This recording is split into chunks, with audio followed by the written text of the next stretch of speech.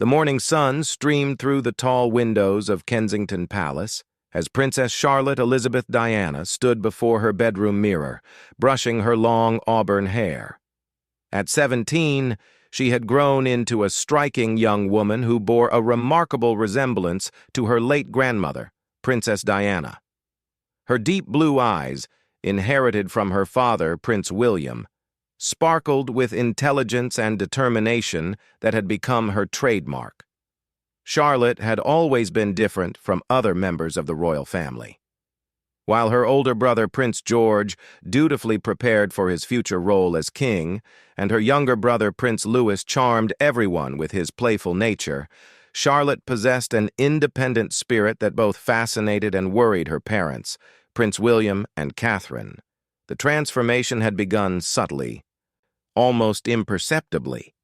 It started during her final year at Marlborough College, where she excelled not only in her studies, but also in debates about social justice and equality.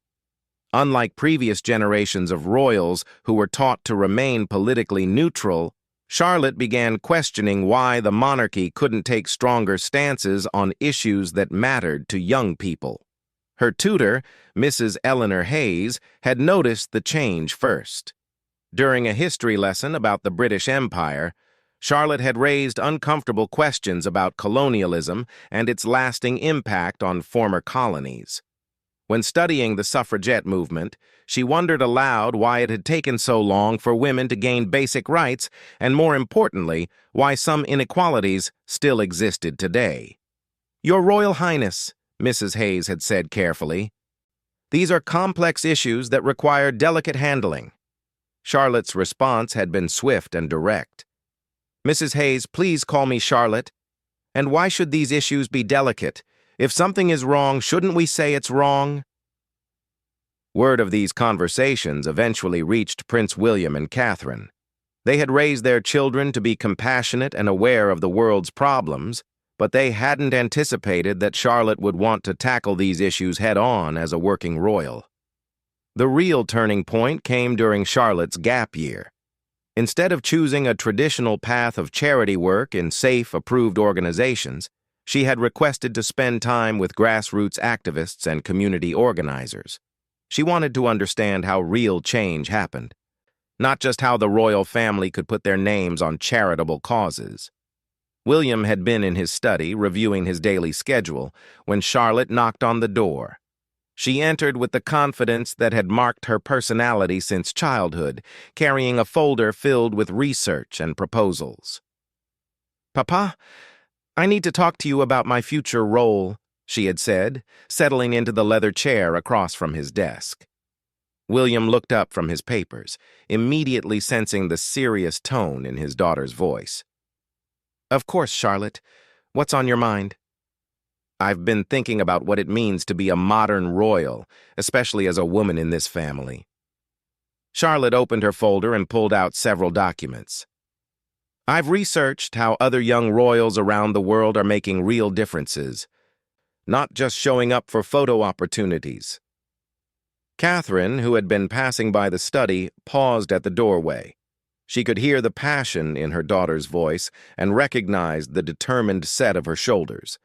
It was the same posture Charlotte had adopted as a child when she was about to propose something that would challenge the status quo. "I want to focus on issues that actually matter to people my age," Charlotte continued. "Climate change, housing inequality, mental health, and educational access. But I want to do more than just be a patron of charities. I want to work with organizations that are pushing for policy changes." William felt his heart skip a beat.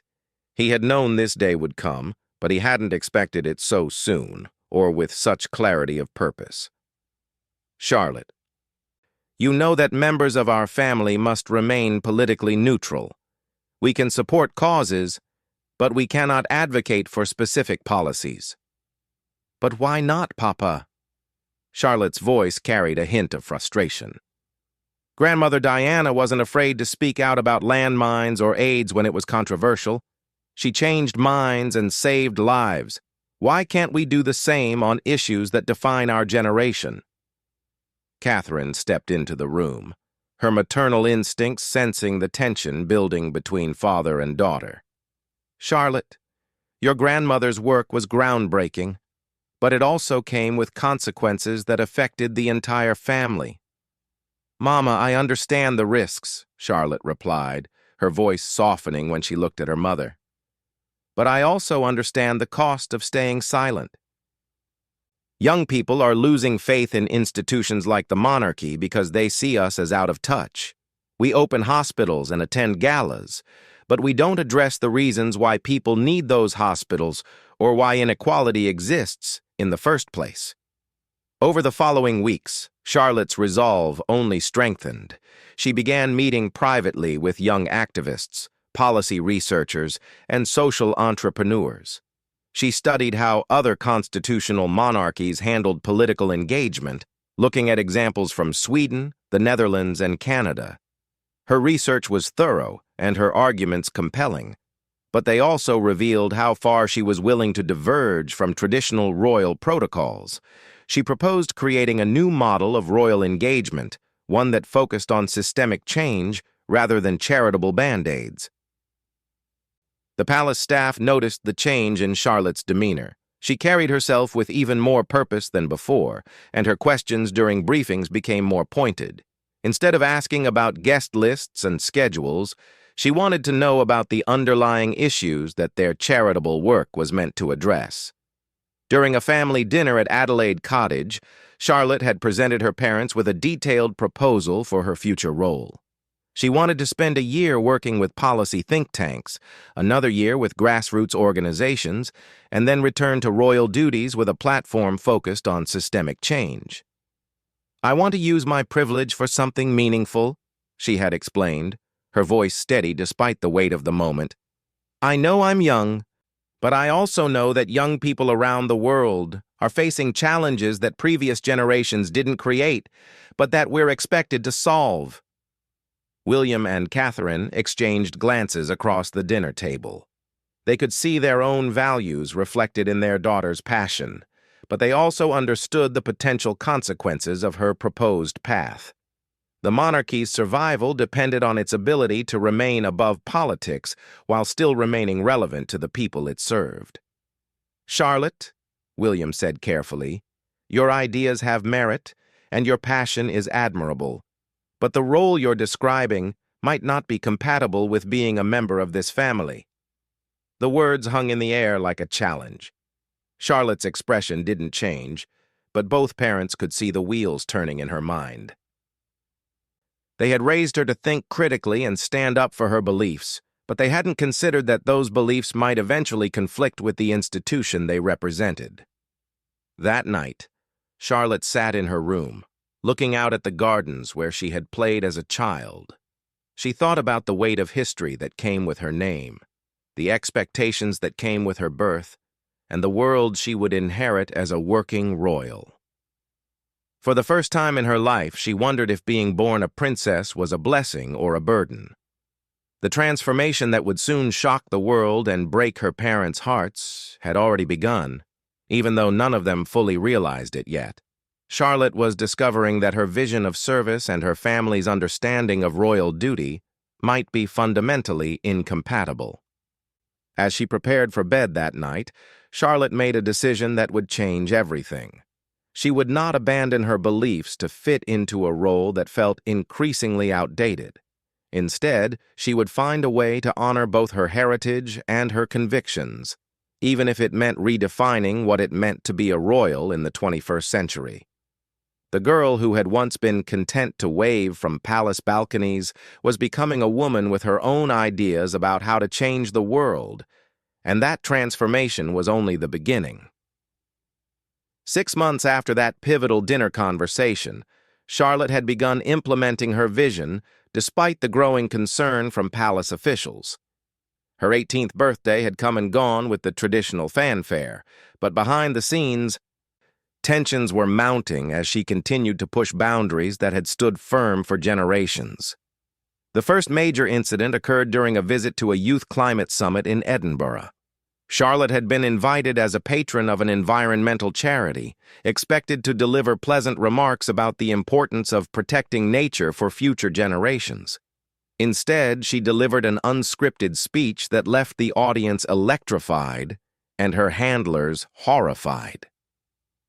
"We often talk about future generations as if they're some distant concept," Charlotte had said, standing confidently at the podium without notes. "But future generations are here now. We are the ones who will inherit the consequences of decades of political inaction. And frankly, we're tired of being told to be patient while the planet burns around us."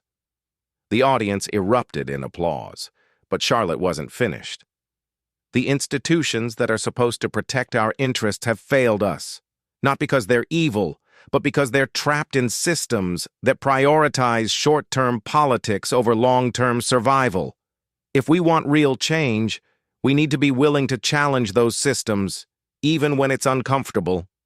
Sir James Morrison, Charlotte's private secretary, watched from the side of the stage with growing alarm. The princess had completely abandoned her prepared remarks, which had been carefully vetted by multiple palace departments. Worse still, she was veering dangerously close to political territory that royals were strictly forbidden from entering. When Charlotte finished her speech, she was met with a standing ovation from the young audience, but her phone was already buzzing with messages from Kensington Palace. The video of her speech began spreading on social media within minutes, with hashtags like Princess Charlotte Rising and Royal Revolution trending worldwide. That evening, Charlotte returned to London to find her parents waiting for her in the sitting room at Kensington Palace.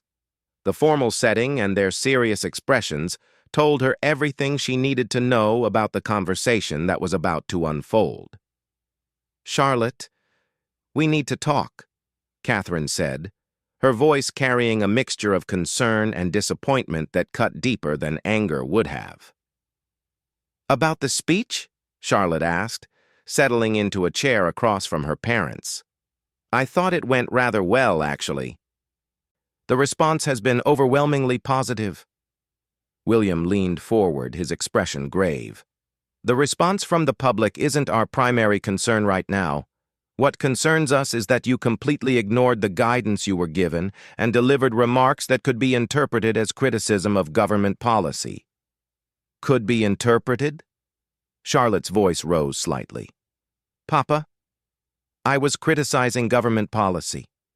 That was rather the point." "That's exactly the problem," Catherine interjected. "Charlotte, you know the rules. We don't criticize government policy because it maintains our constitutional position above party politics. The moment we start taking sides, we become political actors rather than constitutional monarchs." Charlotte had heard these arguments before, but now they felt hollow and outdated. "Mama, with respect, staying above politics isn't the same as staying above moral issues. Climate change isn't a political issue, it's a survival issue, and if we can't speak truth about survival, what exactly are we preserving the monarchy for?" The room fell silent as the weight of her question settled between them. William and Catherine had dedicated their lives to modernizing the monarchy while preserving its essential character, but their daughter was challenging the very foundations of what they had built. "Charlotte," William said finally, "I understand your frustration, and I even admire your passion, but what you're proposing would fundamentally alter our constitutional role. That's not a decision any one person can make, even a princess." "But it is a decision I have to make about my own life," Charlotte replied. "I can choose how I want to serve, and I can choose what causes deserve my voice. You raised me to think independently and to care about justice. Why are you surprised that I want to act on those values?" Over the following weeks, the conflict between Charlotte's vision and her family's expectations intensified. Palace officials tried to manage the situation by scheduling a series of traditional engagements designed to redirect public attention. Charlotte attended ribbon-cutting ceremonies, charity galas, and hospital visits, but her heart wasn't in the performance. During a visit to a homeless shelter in Manchester, Charlotte met a 17-year-old named Amy, who had been sleeping rough for 3 months after aging out of foster care. As Charlotte listened to Amy's story, she realized that all the charity work in the world wouldn't address the policy failures that had led to Amy's situation. "Your Royal Highness," Amy had said during their conversation, "it's nice that you're here and all, but what I really need is for someone with power to care about why kids like me fall through the cracks." That evening, Charlotte called a meeting with her senior staff. She announced that she wanted to begin working with organizations focused on policy reform rather than just service provision. She proposed partnering with housing rights groups, education reformers, and youth advocacy organizations that were pushing for legislative changes. "Your Royal Highness," Sir James said carefully, "these organizations are explicitly political. They lobby Parliament and campaign for specific policy changes. Royal patronage of such groups would be unprecedented and potentially constitutional crisis." "Then maybe it's time for some precedents to be broken," Charlotte replied. "The monarchy survived abolishing the divine right of kings, it survived world wars, and it survived the modern media age. I think it can survive a princess who wants to address the root causes of problems rather than just their symptoms." The breaking point came during a private family gathering at Balmoral. Charlotte had spent the summer working quietly with policy researchers, studying everything from housing law to educational equity. She had developed a comprehensive platform for her future role that would focus entirely on systemic change through advocacy and policy engagement. When she presented her plans to the extended royal family during their annual Scottish retreat, the reaction was swift and decisive. Several senior royals expressed shock at her proposals, while others questioned whether she understood the constitutional implications of her ideas. "Charlotte, dear," her great-aunt Princess Anne said during one particularly tense discussion, "what you're describing isn't royal service. It's political activism. There's a difference." "Aunt Anne, with respect, the difference exists only because we've chosen to accept limitations that don't actually serve anyone," Charlotte responded. "If our role is to serve the people, shouldn't we serve them in the most effective way possible?"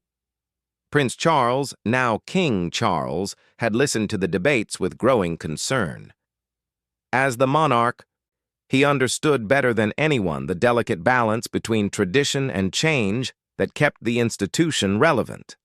After several days of family discussions, he requested a private meeting with his granddaughter.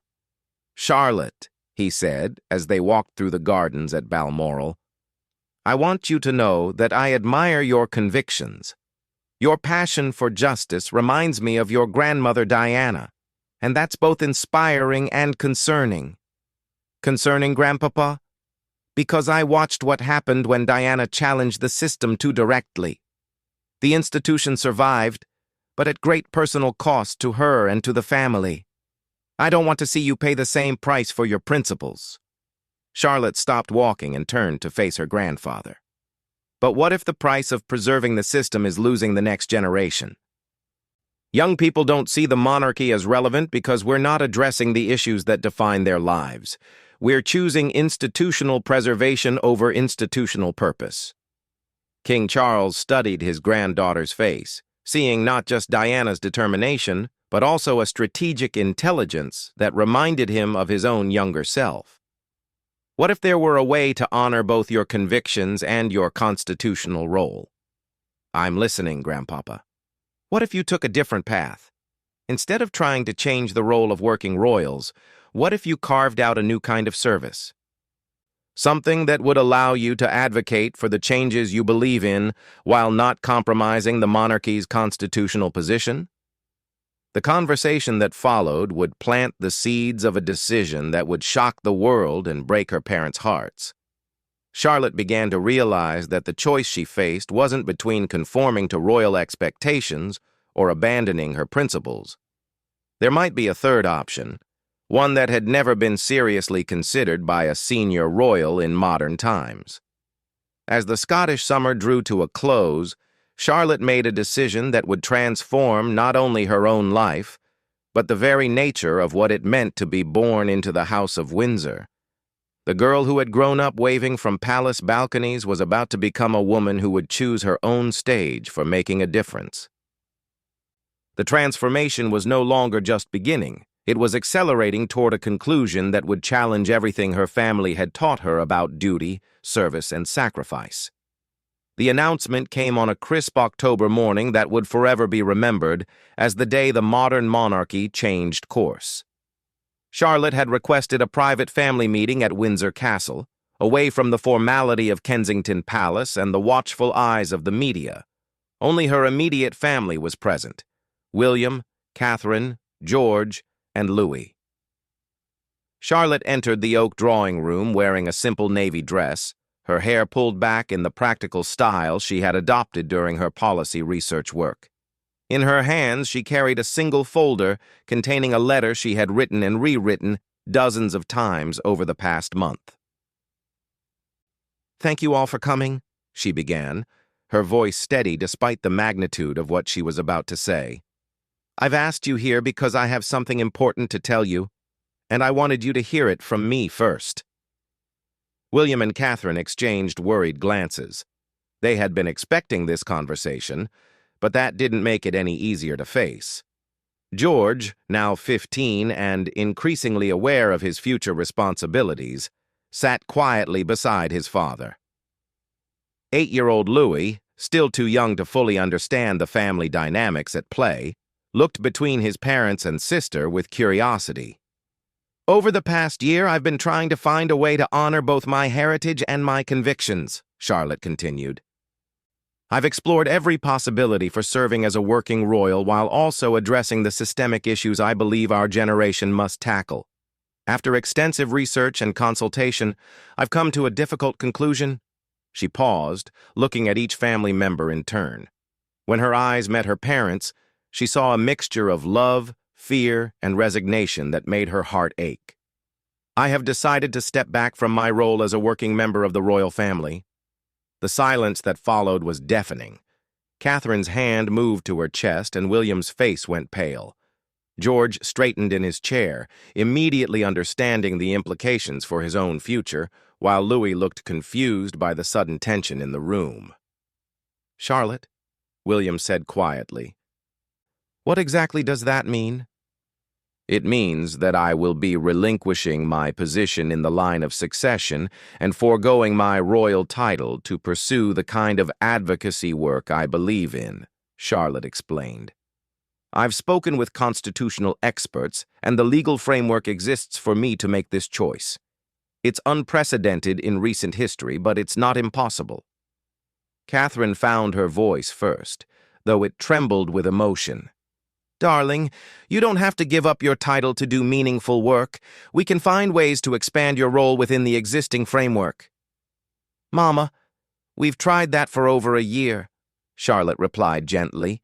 "Every proposal I've made has been rejected because it conflicts with our constitutional position. I understand those concerns and I respect them.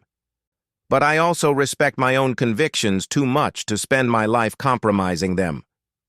"But Charlotte," George interjected, his young voice carrying unexpected authority, "if you leave, it changes everything for the rest of us. The public will ask why you were allowed to choose when we're not." Charlotte turned to her brother with eyes full of love and regret. "George, that's the hardest part of this decision. I know it affects you and Louis, and I'm sorry for that. But I also hope that by making this choice, I might help create space for all of us to serve in ways that feel authentic." "What kind of work are you planning to do?" William asked, though his voice suggested he already knew the answer would be difficult to hear. "I've been offered a position with the International Justice Initiative," Charlotte said, pulling a document from her folder. "It's a research and advocacy organization that works on policy solutions to global inequality, climate change, and human rights violations. They want me to help develop youth engagement strategies and build bridges between grassroots activists and policymakers." "They want you because you're a princess," Catherine said, her practical mind cutting to the heart of the matter. Your value to them is tied to the very title you're proposing to give up. Initially, yes, Charlotte acknowledged. But they've also seen my research and my ideas. They believe I can contribute meaningfully even without a royal title. And honestly, I'd rather earn my influence through my work than inherit it through my birth. The family spent the next hour discussing the practical implications of Charlotte's decision. The legal process would take several months, during which time she would gradually reduce her royal engagements while beginning her transition to private life. She would keep her place in the line of succession until the legal changes were formalized, but she would stop receiving public funding and would give up her royal protection. Charlotte, William said as their conversation drew to a close, I need you to understand something. Your mother and I raised you to think independently and to stand up for your beliefs. In many ways, your decision reflects the values we tried to instill in you. But that doesn't make it any less heartbreaking for us. I know, Papa, Charlotte replied, tears finally threatening to break through her composed exterior. This isn't a rejection of you or our family or even the monarchy.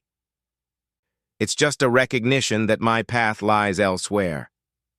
Catherine stood and crossed to her daughter, pulling her into an embrace that conveyed both love and loss. We'll support whatever decision you make, she whispered, but we'll also mourn the path you're choosing not to take. The public announcement was made 3 days later through a carefully worded statement released simultaneously by Kensington Palace and the International Justice Initiative. The reaction was immediate and explosive. Social media erupted with hashtags supporting Charlotte's decision, while traditional media struggled to find historical precedents for her choice. Opinion polls showed the public deeply divided. Younger demographics overwhelmingly supported Charlotte's decision, viewing it as a brave choice that showed the monarchy could evolve with the times. Older generations were more skeptical, worried about the precedent it set and the implications for the institution's stability. International media coverage was extensive, with many outlets framing Charlotte's decision as symbolic of broader generational divides about tradition, duty, and social change. Constitutional experts debated the legal implications, while royal commentators speculated about the long-term effects on the monarchy's public support.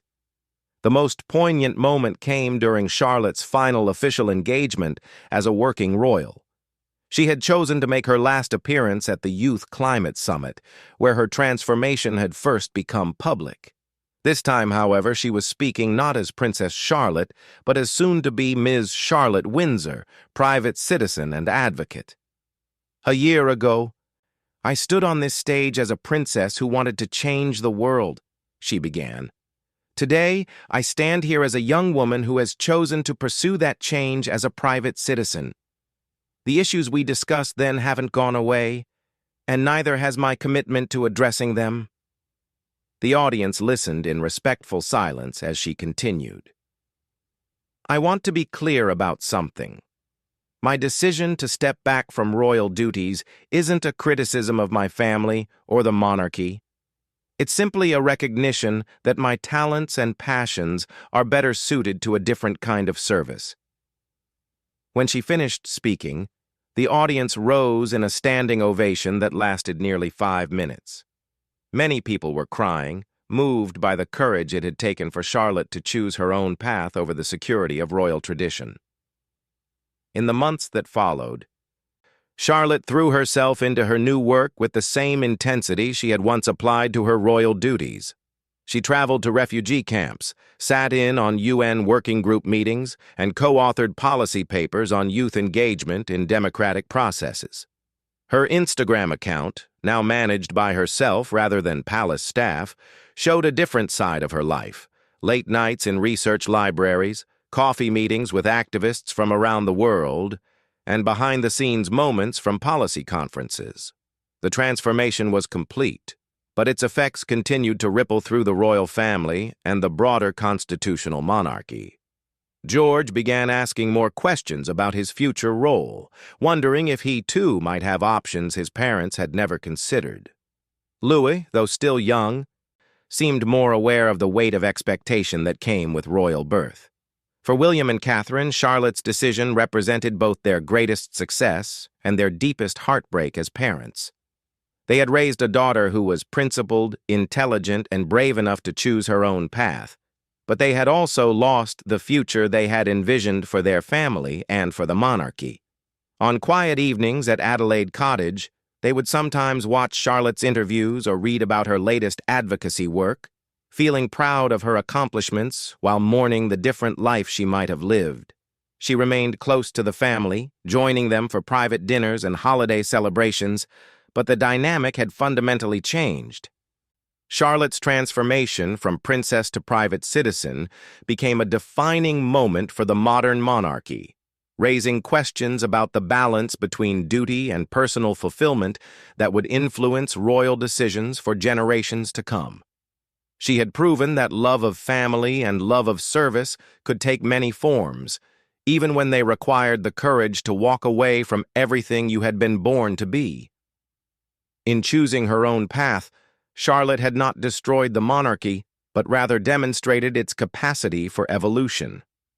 Her story became proof that even the most traditional institutions could adapt when faced with the authentic convictions of a new generation. The girl who had once waved from palace balconies had become a woman who chose her own stage for changing the world, and in doing so, she had changed the very nature of what it meant to be born royal. The transformation that had begun with simple questions about justice and service had concluded with one of the most significant decisions in modern royal history. And though it broke her parents' hearts, it also proved that they had raised a daughter brave enough to follow her convictions wherever they might lead.